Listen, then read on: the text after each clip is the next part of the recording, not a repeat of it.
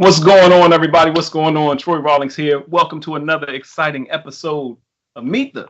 And today we have this brother right here. It's health and wellness professional, mental health advocate and professional. He's a yogi.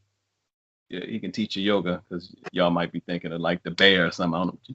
Some of my people just don't know. Yoga professional, yogi, fitness professional. But also, he's a male doula. I know some of y'all women wasn't even supposed to have babies, but now all of a sudden,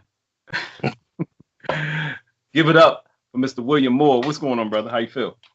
Good. Appreciate being on your show, man. Yeah, man. Yeah, I got a call from a good friend of mine, and she said you got to have this brother on. And I was like, oh yeah, I'm interested in interviewing some people to teach yoga and. That's great. And he's like, he's a male doula. I was like, what? No, first off, I'm a Quentin Tarantino this a little bit. I'm gonna jump around a little bit.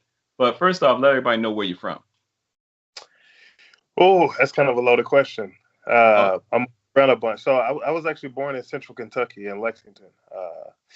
Then right after that, moved to Southern California, Oceanside. Both my parents served in the military. Back to Kentucky. I've lived in South Florida, and right now I'm in St. Paul, Minnesota. Ooh! Now, what's the temperature in Minnesota right now? I haven't looked lately. Last time I looked was this morning. It was like 18. I imagine it's probably a little colder than that right now. And you were in SoCal. You were in Southern California for a while. Yeah, I was there when I was younger. Yeah. Yeah. No. All right. How you like the snow? No. I hate the snow. But I let it be known to folks all the time that I'm here right now because, I love what I do. I love the people that I work with. And right now, this is where my career is kind of burgeoning. But this by far will not be where I die. When I retire, it's back down south for me. Oh, okay. So, or the West Coast. So how did you get involved? Well, first of all, how did you get involved as a health professional, a health and public health professional? How did you get involved with that? When people ask, I kind of tell them it's kind of like, it's kind of by accident, to be honest with you. So I was doing like outreach programming for a local nonprofit. And, that nonprofit was kind of changing the direction in which way it did programming. So I kind of ran a specific program that was kind of one of its kind at the time. So obviously it makes it a good guinea pig to kind of switch things around and see which, if this new direction you want to go works. Mm-hmm. So I kind of got charged with really implementing this new system in my program. Long story short, things went really well. I started training other individuals in the association how to do the programming, so on and so forth. And then there wound up being a similar position to what I was doing that opened up in public health. And long story short, I was kind of recruited to do it. I did such a good job kind of implementing healthy eating, physical activity, chronic disease prevention programs with the nonprofit that I was working in. And when a position like that opened up in a public health department, I was recruited to do so. At the time, I was looking for a change anyway. So I applied, got the gig, and haven't looked back since. But I definitely tell you, the role that I took on, that I believe that I was walking into when I started working in public health, and what I'm doing now, is completely different. If somebody told me that I'd be doing all the things that I'm doing right now, 3 or 4 years ago, I told them that they were crazy. And for those that don't know, because we don't date the interviews, we like them to stay pretty generic so you can see it any time. But we happen to be living in one of the most hectic times in history. 2020, the COVID-19, the pandemic around it. So being in public health right now is like we talked a little bit before you came on. Being in public health right now means that all hands are on deck. Frontline workers, doctors, nurses, folks like that. it's going to take everybody, you know what I mean, to really kind of get this thing under control. So for the past year, it was crazy. I was just talking to a coworker not that long ago. We were kind of talking about, you know, what we were doing when COVID first started. And we were so used to saying, like, you know, 4 months ago or 5 months ago. And I was kind of reflecting. I was like, man, I was like, well, you know, we've been doing this for about 8. And I was like, wait a minute. No, it's been about a year now that we've been kind of working on COVID stuff. And so, yeah, for about the past year, our focus has solely been how can we provide resources to the community, resources with, you know, in terms of PPE, you know, making sure we get masks out to the underserved in the community, making sure we get information about where free testing sites are for Black and brown folks and those other, you know, other folks that are underserved, making sure that we help set up and work testing sites. And now I imagine, you know, we're going to have the added component with, you know, the vaccine coming out of, you know, that's going to be a part of our work as well, making sure that we help set up vaccination locations and getting the information out to families about where they can go sign up and come get a vaccination if they choose to, or come get, you know, along with the COVID test, you know, if they choose to do so. Now you're also, like you said, you're in Minnesota, so Yep. you guys also had to deal with uprising. Yeah, so I got kind of an interesting story with that. So I have a younger sister who, you know, a couple of younger sisters who live here. So while I was protesting on one side, my youngest sister's a Minneapolis cop. She was on the other side. And so that presented a very interesting dynamic for my family, especially for my parents, you know, having to, you know, having children on both sides of the, you know what I'm saying, of that line, you know what I mean? And I remember the moment where it really hit me. I was out with a friend of mine. We're protesting, and it's kind of like a standoff by the freeway. And then, you know, the cops do a shout, you know, a countdown or whatnot, and then they start shooting off tear gas. And it's the first time I ever been tear gas or pepper sprayed or anything. And then I had to sit there and think that, you know, 75 yards away from me, the person who might have pulled that trigger to shoot that tear gas off could have been my sister. And how did I feel about that? And I remember that was actually something very difficult for me. I actually held on to be quite honest with you, I had on a lot of anger about that internally for a while. And it wasn't until I kind of sat down and talked with my mom that she kind of helped bring some perspective of it to me and helped me to not look at it through like much of a selfish lens. And she kind of explained to me, she was just like, you really think your sister enjoys doing what she's doing?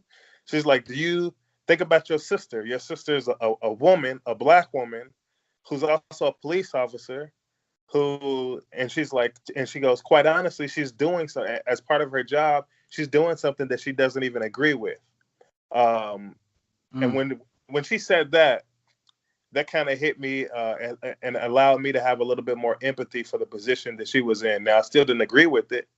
I still was like, man, F that job. You know what I'm saying? But I kind of, it allowed me to get out of my own feelings a little bit and kind of understand that when it came between the two of us, when it comes down to the two of us and what the rest of my family was dealing with, my family as a whole, I wasn't the only one dealing with a complicated situation of emotions and thoughts at that point in time. And for people who know me that, you know that me and my younger sister are like we're really close. Did everything. Matter of fact, we were just hanging out, working out together and jogging and stuff. I think 3 or 4 days before 3 days before the clip of George Floyd came out. And I remember I woke up that morning, I seen her, and I texted her the video, and I was like, yo, what the F is this? And she just kind of sent the reply back. She was like, I don't know what to tell you. And we probably didn't talk for maybe like a week and a half, 2 weeks after that, you know, till 2 weeks after that. I have a lot of friends that are on the force, and some people, my brother was a police officer in Louisiana. He's in Maryland now, but I couldn't imagine because you put yourself in a position. It's like one of those old gangster movies you see where the brother's a cop and the other brother is a is a gangster, and they Italians go through stuff like that. You know, it's like, I know what you got to do. I know what you got to do. You know, so but it's like you go from the family relationship that happens. She has to try to maintain with the family, ask questions, still be a fraternal order police person. Like there's something they uphold, and try to feel it out. And then you, on the other hand, have to go back into public health, which has a lot to do, as we know, it's now mental health is sexy. So it has a lot to do with mental health when you're like this. Exactly. And then on top of that, just to paint a even more detailed picture for you, you know, it was just about a year ago, I remember reading the article that in some places that fear or anxiety from police or police brutality was actually has become one of the biggest public health issues for African Americans in this country, right? So you look at that, and there's just so many different layers and nuances to that could, to be quite honest with you, how it didn't cause more confusion in my family than it did, I have no idea.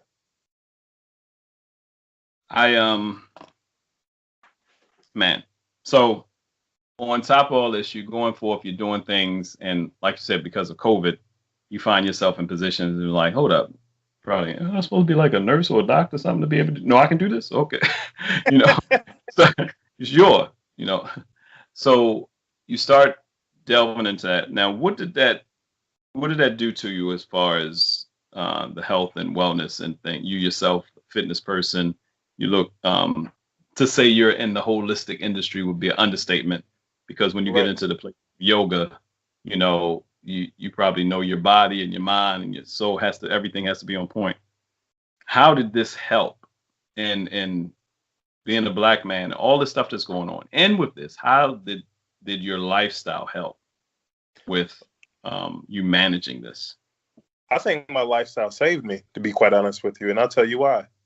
And then I'll also give you a little bit of data, at least local data, to add to it about why I think it helped, or evidence that it helped. For me, you know, being a person who, you know, worked out, lifted weights before the gyms were closed, and actually have my own weights at home so I could still work out, you know, 4 or 5 times a week, and then also doubled up and did yoga, you know, 3 to 4 times a week as well. Is always been a way for me to kind of like get rid of stress, get out some energy, get those endorphins going, you know, feel good about myself, feel good overall. You know, I've always, you know, for the most part, eaten pretty healthy. About 4 years ago, I went pescatarian, gave up all types of meat except for fish or seafood, which I have like once or twice a week. All those different things, you know, healthcare professionals will tell you like play a vital role in your mental health, because, you know, if you're eating bad, that stuff has it has a peculiar effect on your body, your system, your endocrine system, all of that type of stuff, and can put you mentally and emotionally in a rough spot. But me being a person who eats pretty healthy and worked out, I didn't really have that issue. Now, yoga added the added component of being able to self-regulate, meditate, and kind of put myself in a space mentally where I was able to accept things as they are, right? I got a really good friend who's also a yoga practitioner. I learned this from her, who always used to say, you know, because I'm a type of person, I'm a perfectionist too. So, you know, I used to get caught up in the whole, like, if I didn't hold my poses as long as I wanted, exactly how I wanted to, like, it'd frustrate me. To me, it would almost come across as feeling like a failed practice. She would always tell me, you're exactly where you're supposed to be at this moment in time. And it's amazing how something that's a phrase that simple will allow you to have a different lens or a different perspective of being able to just be present and take things as they are, and knowing that every moment, whether it's a mistake, whether it's a success, or whether it's a failure, it's simply a building block on the way to your journey, right? Y'all know if I got a pen, y'all should have a pen too. That means anytime you see me look down like this, that means he said something that's quotable. Not Oprah got her aha moments. Joe, Fat Joe got Joe moments. I'm like, yeah. So it's simply a building block into your journey, and as long as you know you're still on the journey, um, you're doing the right thing. You know what I mean? Like, so many people get caught up at the end of the journey. So many people get caught up in the past, the beginning of the journey. But a lot of times, the joy and the lessons come from being on the journey itself. So fast forward. I'll tell you why this helped me. For me personally, I didn't have much trouble with the whole isolation thing and the quarantining and stuff like that outside of work. You know, I would be out, in the community sometimes when it came to work. But other than that, with things being shut down in our community and our city, I had to quarantine just like anybody else. Right. But through yoga and through meditation, I'd already learned to sit with myself. I'd already learned to sit with myself and accept who I am and what I'm learning and the path that I'm going through and be as is. Then a lot of people have a problem sitting with themselves. See, what I learned about a lot of individuals, and I don't mean this as like a negative thing, but a lot of people like to lie to themselves. Everybody likes to say they look inward, they peel back the layers, they dig deep, but they only do it to an extent until it gets uncomfortable. Because everybody has something on the inside of them that they just don't like. That they don't like at all, that they're scared to deal with, that they don't want to admit is there. And some of that comes from trauma. I'm not saying that it has anything, it's their fault or anything. A lot of people deal with traumas. Everybody's got their issues. And some people have faced them and some people haven't. So, and the thing about a lot of people is before COVID hit, a lot of people were able to not only disguise, but distract themselves from having to face those issues, right? You distract those things, by drinking, getting high, or hanging out with friends all the time, or going to bars, or watching TV shows, or keeping yourself. Some people do it by work, a workaholic. A lot of people don't know that, a way of self-medicating or dealing with trauma. Everybody, when they think about dealing with trauma and self-medication, they think about it in terms of, drugs or alcohol. But being a workaholic is a response to trauma. If you keep yourself busy, you don't have to deal with stuff. Well, what COVID did is it shut everything down. Now people don't have any choice but to sit down and be with themselves. And there's only so much Netflix you can watch. There's only so much Hulu you can watch before that gets boring, right? There's only so many things. When you take away all those distractions and people actually have to sit there and be with themselves, then those little voices of those demons that they were dealing with start to creep into their heads. And then what we saw is a lot of people weren't able to deal with them. That's why you see suicide rates jumping up by the triple digits in percentages.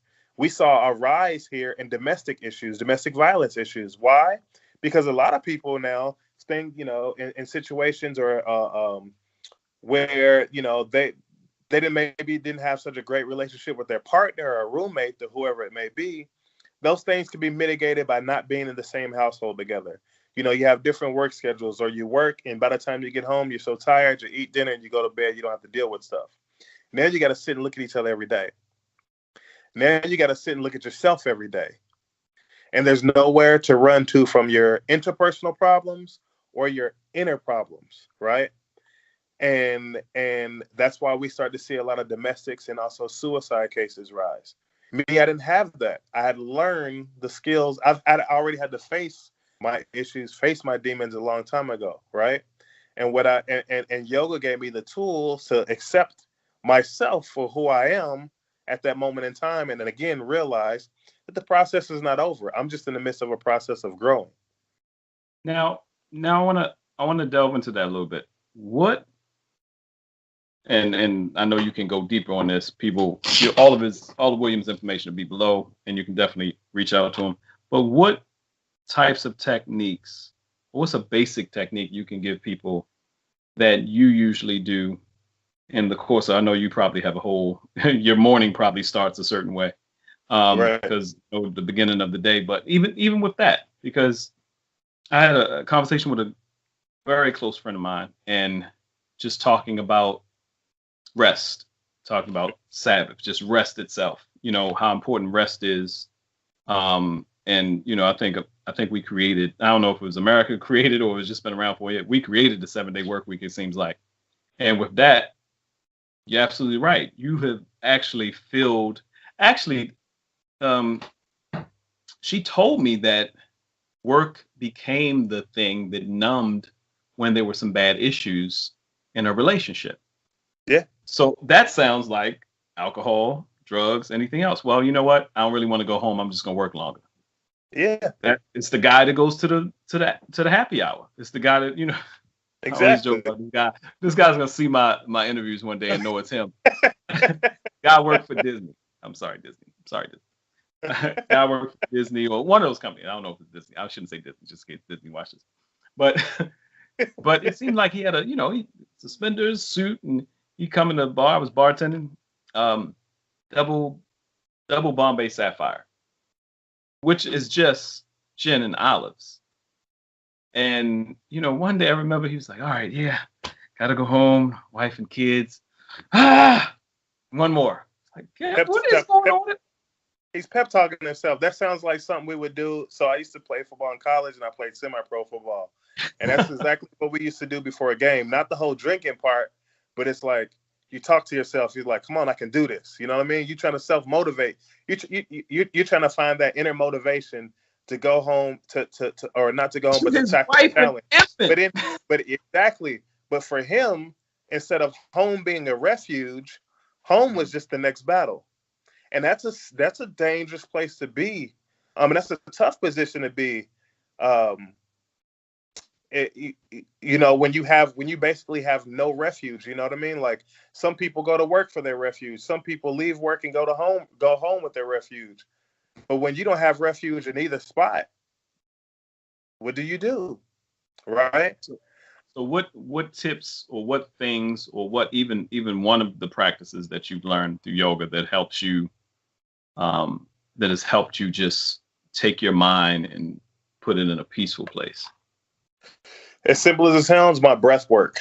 The simple task, the simple action of closing your eyes and breathing. And when I say this, I don't mean that you got to be like, some Shaolin monk. You got to be able to meditate and levitate off the ground, all that type of stuff. Okay. Just close your eyes, breathe, like focus on your breath, whether you're breathing fast, whether you're breathing slow. Close your eyes, focus on your breath. And what you'll find is when you do that, you activate your parasympathetic nervous system, right? And you start to disarm. Parasympathetic nervous system. Right. And so that's a part of your nervous system that is attached to the fight versus flight. You know what I mean? When you're what's some call the lizard brain. When you're in a state of trauma or you're in a state of excitement, like your body feels a threat. What are you gonna do? You're gonna run to get away for safety, or for safety, or are you gonna fight? For safety. That's basic human instinct. All animals, all beings have that. You're able to access that and increase blood flow to your brain, which will enable you to think more. Because what happens is your blood flow and stuff gets restricted. And when your blood flow gets restricted, oxygen also gets restricted. Cut off, right. You're not thinking, you're just reacting, right? That's why people start breathing so hard when they get excited. Exactly. The simple act of taking a break and breathing will allow you to think about the situation you're in, right? And it can and it's the difference between striking out, doing something or saying something that can hurt somebody close that you love, doing something stupid that can get you sent to jail, doing something that could get you killed, or making the conscious decision of saying, wait a minute, it's really not that bad. I can simply turn around and walk away. Wait a minute, it's really not that bad. I can simply turn off my ears to this person or this situation and focus on something else. Or wait a minute, it's not that bad. I can figure out 1, 2, 3, or 4 or 5 different solutions of how to fix the problem that is right in front of me, right? It simply allows you to calm down and breathe and use your brain. And as simple as that sounds, like using your brain is something that a lot of people especially when they haven't dealt with traumas and stuff like that. They don't have the luxury of doing, because they're still acting off that fight, fight and flight. Right. I heard somebody say before, putting yourself in a position, especially when it's be it relationship, conversation, argument. I deal a lot with people how to communicate with one another, and it says you have to put or whatever it is that causes your stress levels to go up. You literally have to tell me, because I've had to tell myself sometimes, there is no fire, you're good, and because your mind starts treating an emergency or argument, if your mind treats emergency or argument like it's like, or something stressful like it's an emergency, like fire trucks are coming, get out the house, and you start getting up. It's like, first off, calm down. And I say that, first off, calm down, get it. And it's very, what you're saying is very true. That's why fire departments and stuff like that tell schools, tell people in their homes to have a plan in case a fire happens. And they tell you to practice it, because they know in the moment of truth, when that stuff happens, you need to practice it so much that you don't need your brain to do it. It has to be second nature, and your body just knows what to do, where to go, what rooms to go to, or how to exit your house or building off muscle memory. Because we know that as human beings, in states of trauma or something, extreme excitement or something like that, most people can't think. And so they always say, have a plan. Actually practice that plan. That's the whole point of having fire drills at school. Kids, parents or kids wonder, like, why do we always have those fire drills? Now, we didn't have them as much as we were supposed to, but that was the whole point of the fire drill. So that when the drill goes off, you don't have to think. Your body already knows what to do, because you've practiced it so much that it's muscle memory. It becomes second nature. You're able to do it, like, when you drive home so much that you forget the way you took home just because you're so used to doing. You're in autopilot. You're thinking about something, then you be like, I'm parking. Right. Exactly. And the fact that I was telling somebody this with the kids, they always teach them, all right, walk single file, be calm. And they put you in a calm mode. So all of a sudden something happens, you're like, and then all of a sudden you find yourself walking calm. Except for that one kid is like, So. Exactly. And that's why I love yoga so much, because when I initially got into it purely for physical reasons, as another form of working out, to get more flexible, to kind of help fix some physical ailments that I had as a result of playing football for so many years. But then when I started to be more kind of get into it a little bit more, and be kind of listen to like different instructors, and be kind of more mindful and more present during my practice, I actually began to notice the mental and emotional benefits that I got from it. I began to notice how in certain situations I was able to remain more calm, or take that extra half a second or whatever to think things through, or to just simply be present at the moment, and instead of overreacting to something, reacting with the right amount of energy, if that makes sense, right? Because so many of us, we quick to react. We go overboard with our reaction to something. Somebody says something slick, we overreact. Some of us go crazy and cuss them out and stuff like that. When if you give yourself that extra second, your reaction, instead of overreacting and cussing somebody out, or escalating the situation, is, I can tell you having a rough day, and I know whatever you upset about doesn't have anything to do with me, so I'm gonna let that go. And that's something that I've literally had to do several times before. Had to acknowledge to somebody, whatever you're going through, I understand that doesn't have anything to do with me. So I'm not gonna react to that. And that's important that people know. I tell my daughter gets frustrated sometimes. And it's funny how much we can learn from kids. My daughter's 9. She'll get frustrated, and I see her getting frustrated, or she's upset with me, so she just get quiet. The first thing we do a lot of times we get upset, we get quiet. And she'll be working on something, or working on math, and it's all going wrong. All is going downhill. I said, well, remember your patterns, what you need to write down. And I said, and say it.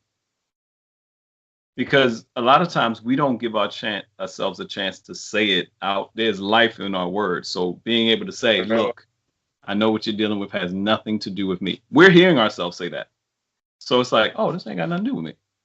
Because inside you still like, oh, but you on the outside like, I know this has nothing to do with me. It's you. Something's wrong with you. I'm not saying it to say it like that. It's your brain. Your brain is on drugs. This is your brain on this egg sandwich. So, all right. So you told me how you got started. Football, you had an injury and you saw somebody told you about the flexibility of yoga or just the mending. It was actually my doctor because she was trying to tell me it was a preseason. It was just before the season about to start. And she was trying to tell me, she was like, yeah, you're going to have to lay off the weights for a couple of months. And I was like, that's not like, that's not really an option. And she's like, now, was this semi-pro or was this college? Yep, semi-pro. And I was like, that's not an option. And she was like, well, if you want to, because at that point, my IT bands and stuff like that, my quads and stuff were so inflamed and sore. Like I was literally like grabbing onto the top of my door and pulling myself up out of my car and holding onto the side of the door to sit down in the car. My desk, all type of stuff. And she was like, and the reason I liked my doctor, and she got it because she used to be an athlete too. So she knows how athletes think. She knows how our bodies work, all that type of stuff. Not to say that, any other doctor who wasn't an athlete doesn't, but she just has an understanding with the way that, that I think that, she gets stuff. And then she was just like, well, I don't know what to tell you. You're either going to have to give up on the weights for a couple of months, especially, in your leg workouts, or she's like, but we got to find some way to loosen up your IT bands and stuff like that. She's like, you could try. She said, have you done yoga? And I remember I tried it maybe like 8 years ago with a couple buddies. Didn't take it serious at all. You know what I'm saying? We had done it after lifting weights, kind of went in there. It was like lifting. We it's a different type of workout, so we weren't doing it well. We weren't lasting long, and half my boys weren't even taking it serious. They were laughing at the different basic dog, and they chuckling like fifth graders and all that type of stuff. Was it like a woman's class? Was a woman teaching the class? Well, most yoga classes you go to, even now that I'm into it, are predominantly women. So yeah, this and that, we were the only guys there. So they chuckling like fifth graders like downward dog, and women are getting in the pose and they looking up and like yeah, we didn't take it serious at all. So I was like, you could say I told her, I said I went, but I can't say I actually tried it. Like that wasn't an honest attempt. But I was backed in the corner. This was going into my last year playing ball, and I wanted to make it a good one. So it's like, either do that, or you got nothing at all. So I actually went and I gave it a try that day. No, the next day at a local gym. Did not like it. But what made me come back is I have a very highly competitive personality, and I saw how well all these older ladies and stuff in there were holding the poses. I'm sweating, shaking and stuff, trying to hold the pose. And they're like, that's okay. They're putting your body back up. Exactly. They like, okay, we're holding a pose at like 5 breaths. It's like 25 seconds. It felt like 10 minutes to me. My legs over here quaking like a baby deer in springtime. It was sad. So my ego got to me is what made me want to keep coming back. So I was like, I can't go out like that. But I started going back, and the better I started getting at it, and the more I just started kind of getting in tune with the practice, it kind of became an addiction to me really quick, to be quite honest with you. And I just incorporated it into my everyday life, and that's kind of how I fell into it. So, I mean, much like my work, me going into yoga purely by accident. It really, like you said, saved your body, saved your mind, saved your life in probably a lot of ways. First time, I think I might have did yoga with the same thing with a women's class, but there was a guy, I'm from Baltimore. So I was cutting hair in Baltimore, and one of the guys came in, he was always built, one of the clients, name was Phil. He was a natural bodybuilder, but he was solid. Right. And I was like, yeah, man. He's like, when you gonna come work out with me? I was like, what? I ain't work, brother. Maybe. I don't know, but you all swole. He said, at least you can come to the yoga class. I said, yoga? Oh, man, we'll come to yoga. So he was teaching yoga. And I was like, oh, yeah, yoga. I stretch a little bit. I did a little martial arts. It's a different beast. Man, when I tell you, it wasn't even hot yoga. It was just I was hot, but it wasn't even hot yoga.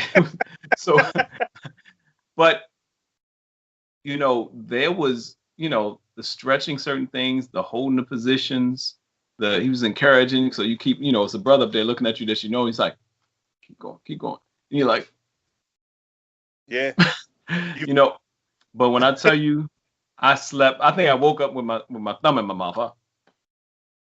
I slept like a baby that night. My body, your body will love you for doing yoga. There's something about yoga and your body. I don't know fully why. Maybe it's because of the circulation. You can tell me why does yoga do so much for your body as far as relaxing and the tension leaving so much? I mean, simply put, one way I can explain it is it unlocks different parts of your body and mind that you never really unlocked before. If I want to explain it a different way, or a much more of a crude way, because you're working muscles that you've never worked before. You're working different little stabilizers and stuff like that that you typically don't work. Like, for all intents and purposes, I'm a semi-pro football player, like strong dude, like bench press 400 pounds, squat a lot, all that type of stuff. But it's a completely different type of workout, right? And your focus is different. When you're lifting weights, your focus is on exploding and powering through things. When you're doing yoga, your focus is on you, right? Your focus is on your mind and your breathing and, gently like flowing through different poses or holding your body in different positions that you've not held it in before. And with that, with a lot of the stretching and stuff like that, yeah, like you are, increasing circulation in certain parts of your body. You're getting more oxygen than you probably have gotten on a normal basis because you're breathing more. Your breathing's more controlled. Your breathing's becoming more efficient. You know what I mean? So it's just a whole different beast. It's a whole different animal. I think everybody that I know has had that same effect. I remember I slept real good too. Trust me. And I've normally not been a good sleeper, but it wore me out. And so there's so many different positive outcomes and benefits from it. I'll tell you what, it's even a part of what some school districts here are using to help kids self-regulate. You know what I mean? Mm. Being able to, it's a part of a way that they can get physical activity during class, right? Because they're moving, they're getting, movement in, they're strengthening different parts of their bodies, but they're also learning to breathe, self-regulate, control their emotions, identify their emotions, and identify with their emotions, and recognize something that a lot of, I've had to tell a lot of adults. Like I once read somewhere that the average human emotion only lasts a minute and a half. It's our brains and the thought of what we experienced that elicited that emotion, which makes those emotions carry on, right? Which makes them last longer than they normally would.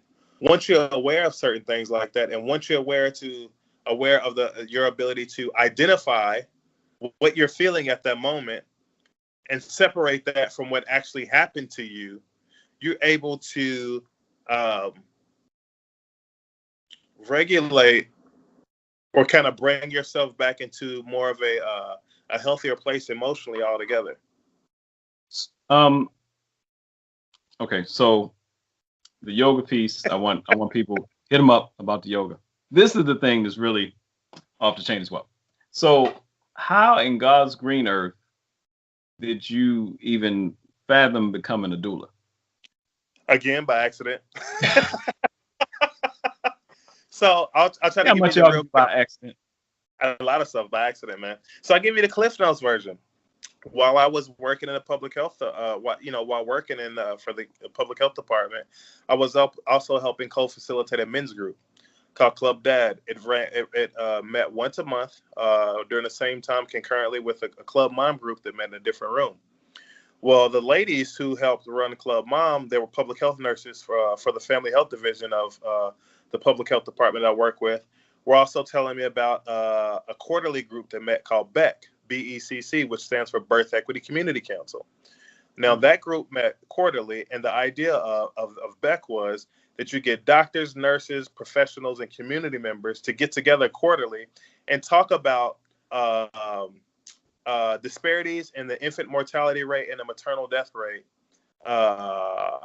nationwide, but also in our specific county, through their lens, and how to mitigate that. What different strategies can we come about to kind of stop the fact that for every white baby that dies before the age of 1, 2 black or brown babies die before the age of 1, or the fact that for black women die at a rate of 243% more likely than their white counterparts as a result of childbirth related causes.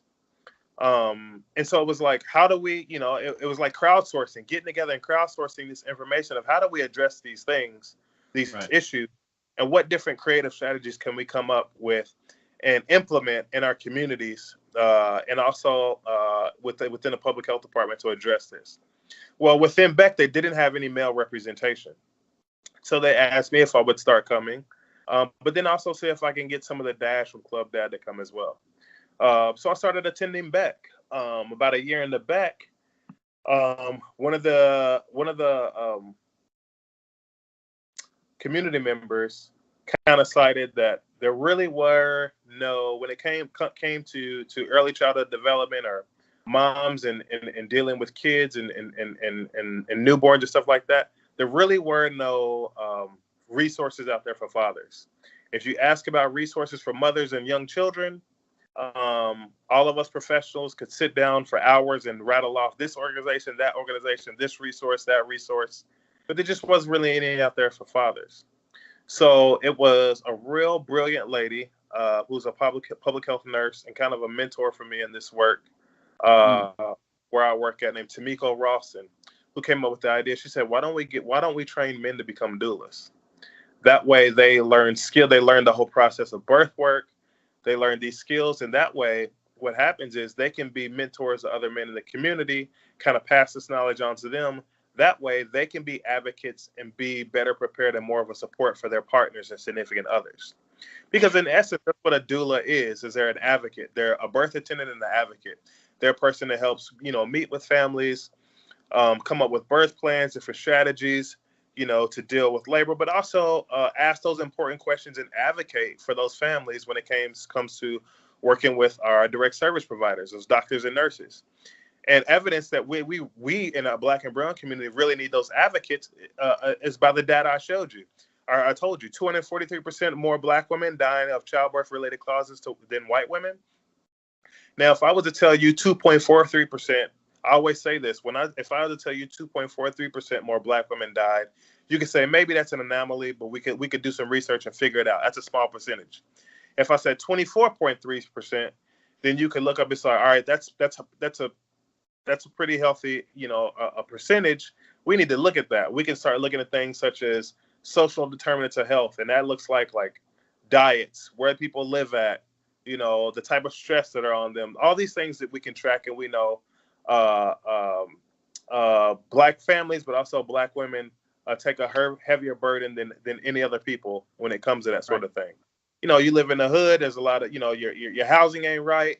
You're not making a great income. You're dealing with the stress of whatever it may be. That stuff, plays a part on your pregnancy, right? But when we say 243%, bruh, I call that, medical malpractice. Because the last I saw, Black women and white women are built the same. They're anatomically the same. Right. No reason that our women should be passing away from childbirth-related causes like that. But the reason that's happening is because our healthcare system is built upon structural racism, right? And our system, not only does our system dehumanize Black and brown folks, but then those who are in charge of helping to run that system and work in that system, being our doctors and direct service providers, function and behave the very same way. They look at Black women different, right? That's evidence for the fact that the whole study of science of gynecology was invented and progressed from the simple fact that Black women were butchered and experimented on. Black people have always been the guinea pigs of science in our healthcare systems. That's why you have a lot of Black folks who are afraid to take this vaccine, despite the fact that COVID, the coronavirus, is ravaging our communities more than any other community, right? Because we know what the healthcare system has done to us. Yeah. So the idea is we train these men to become doulas and lactation educators. Not only are they certified to really work with women, but more importantly, they are certified and equipped to work with their women. They're certified and equipped to work with other men in the community, so that they have the courage, they have the knowledge to understand what is going on with their families, with their children, and with their partners, so they can be an advocate for their partner in that delivery room. Because all too often, men have been in essence, we've unwittingly like abdicated our power within our homes and our communities, simply because we're not involved in the birth process, because we have allowed society and cryptic messaging and stuff like that to tell us that birth work is women's work. No, birth work is family work. And family work means it's all hands on deck to make sure everybody's there to help take care of the family. Now, if we know that it takes more than just discipline, sperm, and money to take care of a child, then we shouldn't only expect that from our men, but B, we shouldn't relegate them to just that, because it's not like men came up with the idea to only do those three things themselves. Not only do our direct service providers condition them to believe that's the case, but our families and friends are guilty of that too, right?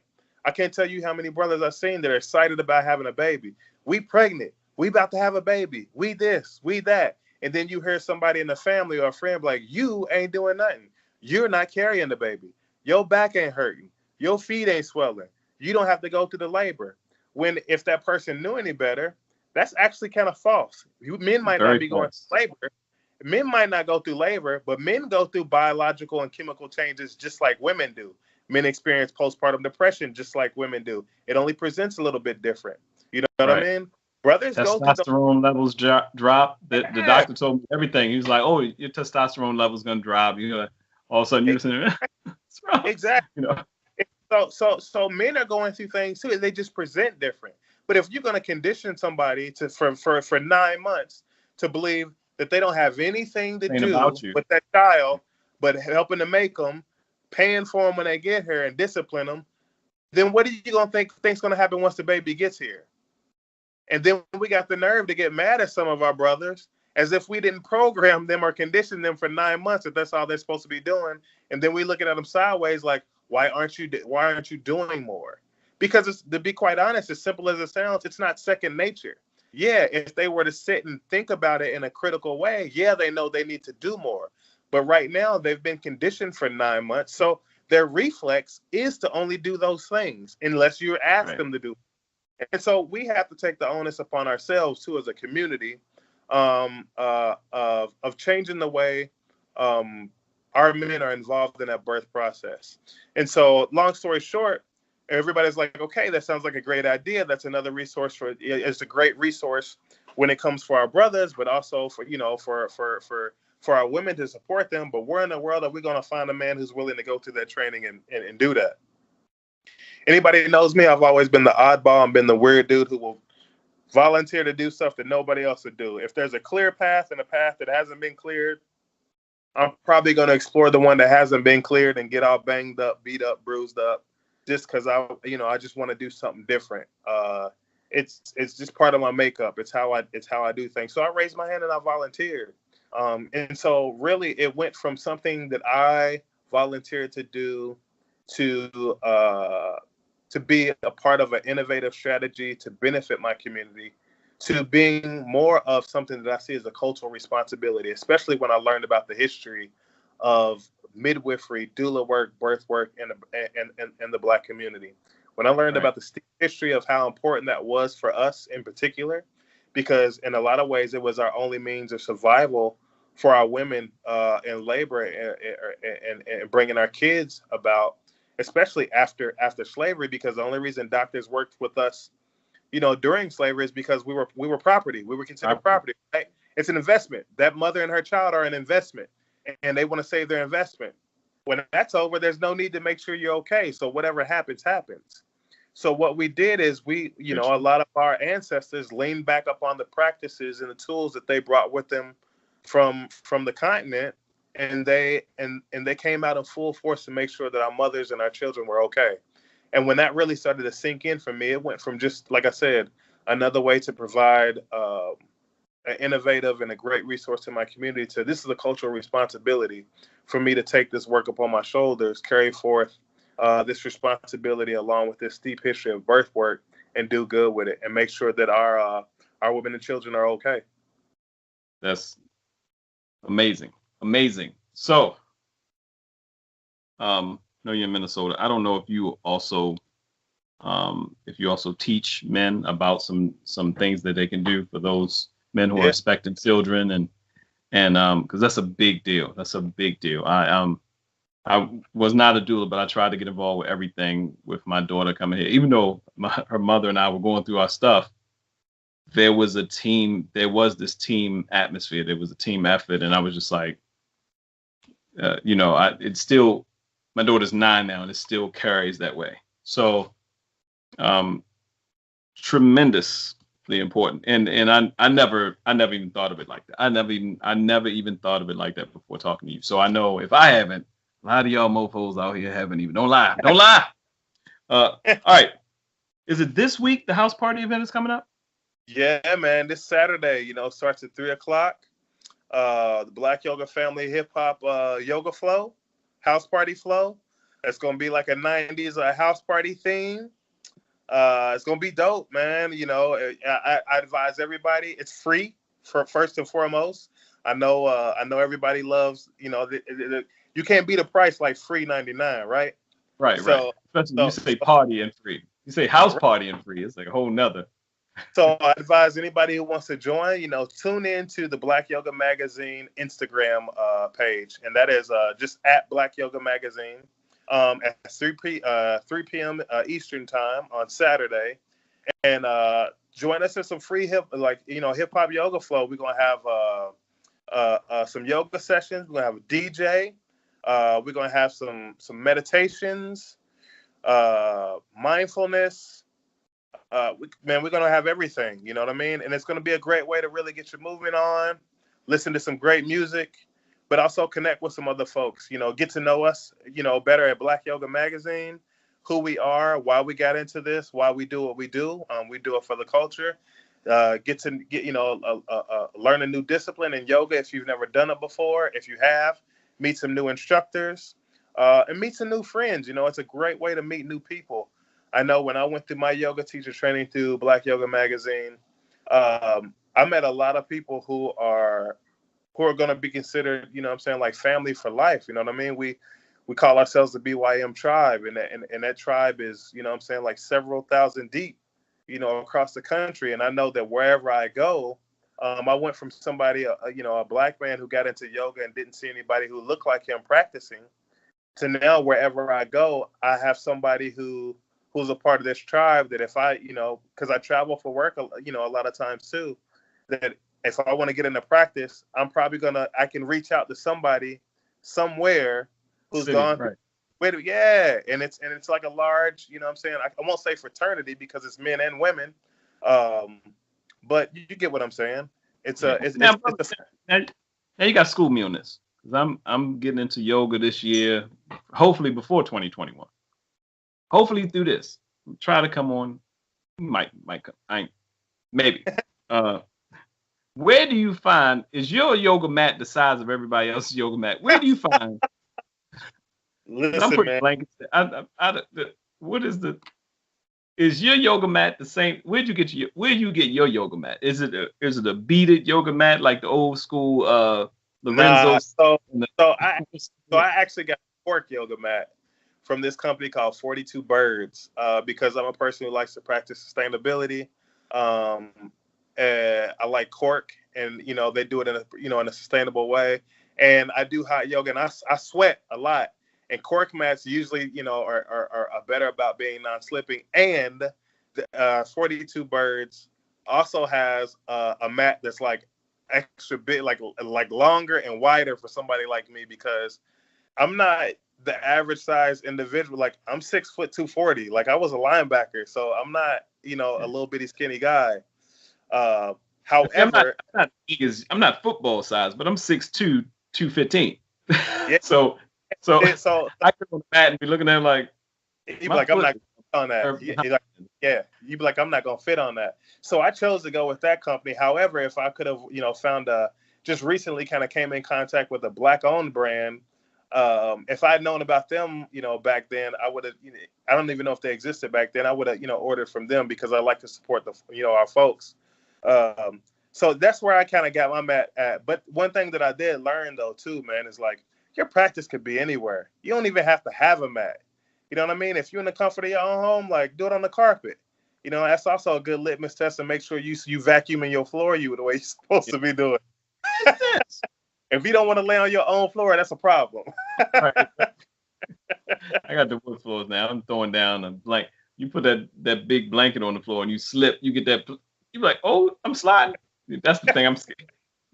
All right, so House Party Flow event this Saturday. We're gonna have the information below as well. I wanted to. So this last thing I'll let you guys here because we could talk forever about this. Go in depth, and thank you for taking time out. Sure, what? I appreciate that. Oh, no doubt. How did you? So you are the owner of Black Yoga Magazine? No. I'm the COO. So I got into the magazine because I met the owner. Her name is Ashley Adams. She's the CEO. The magazine existed before I started working for it.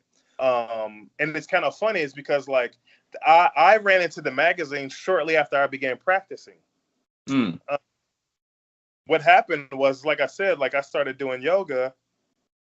And anybody that knows me, like I'm a person, like I'm hot or cold. Either I like it or I don't. Either I'm going all in or I'm not going at all. And so when I decided that I was going to make yoga a legit part of my everyday life and my a practice that I stayed with, I began looking for reading material on it, magazines, because I wanted to know all that I could. I didn't want my learning or education about yoga or experience with it to be relegated to the hour that I was in class a couple times a week at the local gym. Right. What the issue I was running into is like I'm also an avid reader, so I'm at the bookstore twice a week. People at the bookstore know me by first name basis, so I'm like, I'm always in there looking for stuff. I couldn't find any yoga material that had anybody on it or in it that looked like me. And so that became an issue, and so that was whatever I may do. But one day I happened to be scrolling online, and it was like on Instagram or whatever. And I seen an ad pop up for Black Yoga Magazine. I was like, what? I was like, there's a Black Yoga Magazine? Listen, I didn't do no research in it, none of that. I just subscribed. I was like, I'm supporting. Again, because I love supporting our people. I was like, I don't even care if I wind up now. I was like, I'm supporting it. So I went and I subscribed to it because it really meant that much to me. To see myself reflected in a lot, because like so many other folks, sometimes I'm tired of being the only one. You know what I mean? Like, I went to a private middle school where the only Black kids there, the majority of them were athletes. As a public health professional, there aren't really many men in public health, much less Black men. I'm used to being in a lot of spaces where I'm the only Black person. And cool, whatever, but sometimes I want to see other folks that look like me. And I wasn't seeing that in the yoga room, I'm saying, in the studio, any of that type of stuff. So when I saw that, like, it just hit me a different type of way. I knew that I had to support, and I wanted to support. So I did it. And at the time too, like, I have a podcast, right? So I would, I haven't recorded in a while. I still have it, but I haven't recorded in a while because I'm so busy with my public health work and also working and supporting, helping to support a Black White Yoga Magazine, because I really love what Ashley's doing, and I love the mission of our organization. And so I was like, I sent her like a message on Instagram. And to be quite honest with you, I didn't expect a reply, but I was like, I'm a type of person, I'm like, worst that can happen is they don't answer you, they ignore you, they say no. Yo, she replied like maybe 10 minutes later. I was just like, hey, I really love what you're doing, yada, yada, yada, thank you. And she answered it. She like replied to us like, man, that's so dope. I was like, hey, I have a podcast. I don't know if you're interested. Would you like to? I would just love to interview on my podcast, because I'm so excited about the way this made me feel to see my representation of folks that look like me in the yoga space. And I know there's got to be more people who feel like me, and I want to get that message out there.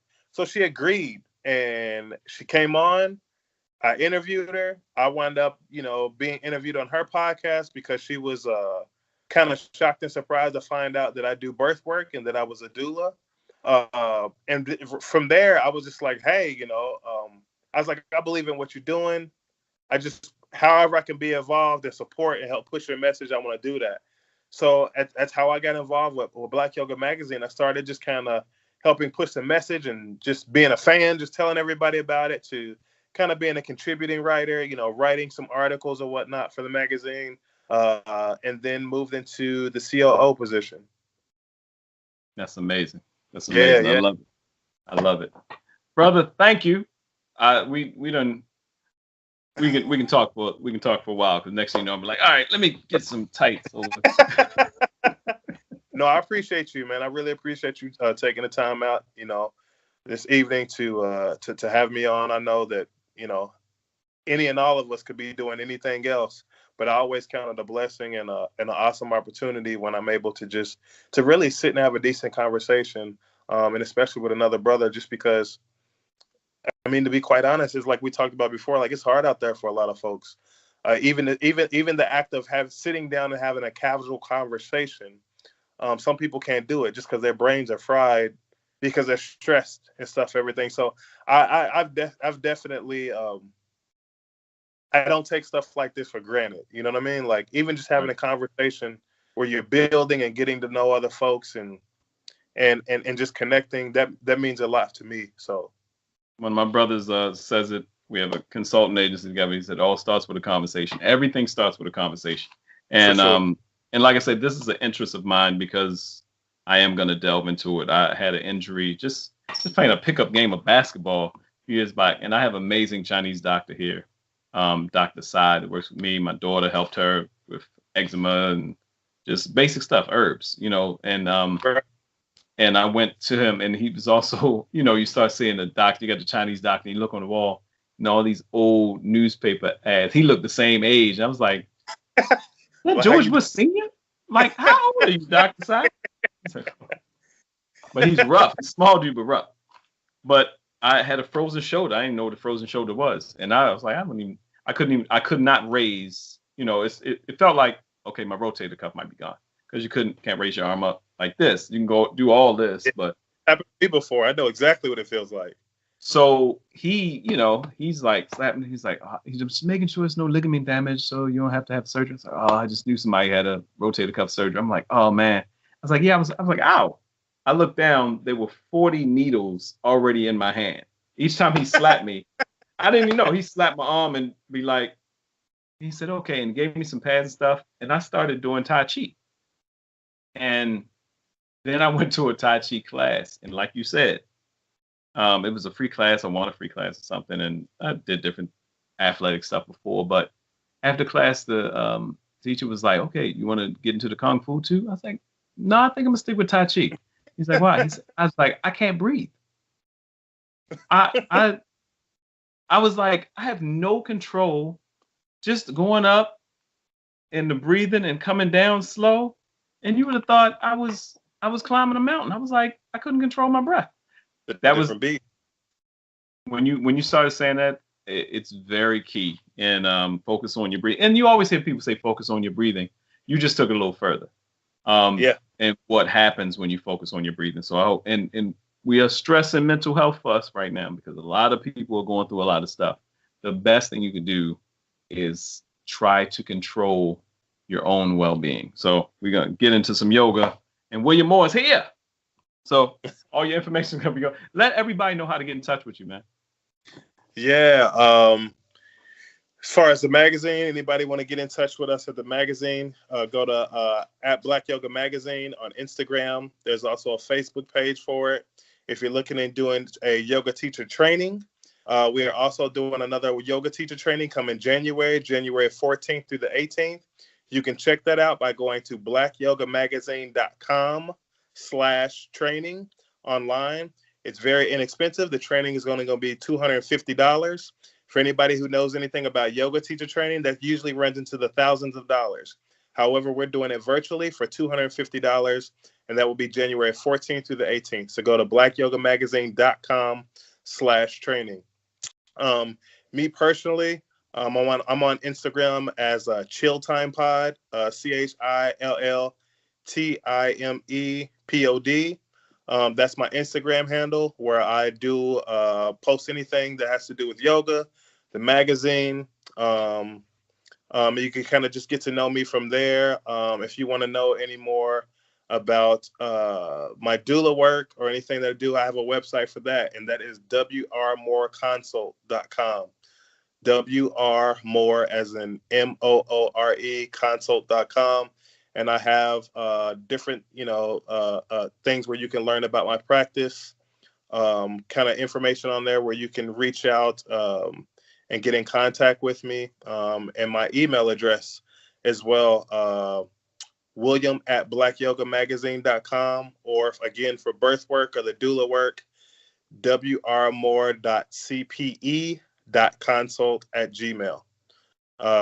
And I'd be happy to connect with anybody and kind of work with anybody, kind of tell you anything that I know, answer any questions that I have. And hopefully we see you all Saturday at 3:00 for our hip hop yoga flow, our house party flow. It will be nice. It's going to be hot. That's going to be hot. Thank you, Brother William Moore. I appreciate you, brother. Appreciate you, man. I really appreciate you. Talk to you soon.